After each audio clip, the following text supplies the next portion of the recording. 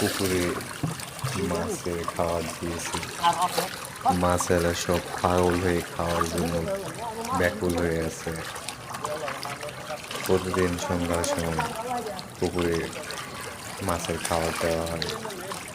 এগুলো মূলত হচ্ছে বিদেশি মাগুর মাছ। এগুলো মাগুর পুকুরে চাষ করা হয়।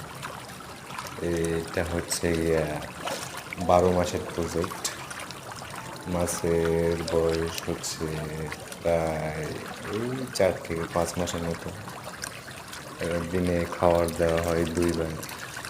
যখনই খাবার দেওয়া হয় তখনই মনে করেন যে মাছগুলো সব পাগলের মতো ছোটাছুটি শুরু করে দেয়। এখানে যদি একটা আস্ত মানুষকে ফেলে দেওয়া হয় তো এই মানুষটা খাইতে মনে করেন যে 1 ঘন্টা সময় লাগবে না। এই 1 ঘন্টার মধ্যে একটা পুরা মানুষকে এই মাগুরগুলো সব খেয়ে ফেলবে। এগুলো সব বিদেশি জাতের মাগুর, যার কারণে এরা খাওয়া পেলে সব পাগলের মতন ছোটাছুটি করে খাওয়া দাওয়া শুরু করে দেয়। তো আজকে ভিডিওটা করলাম, খুব ভালো লাগে, পুকুরের মাছগুলো অনেক বড় হয়েছে।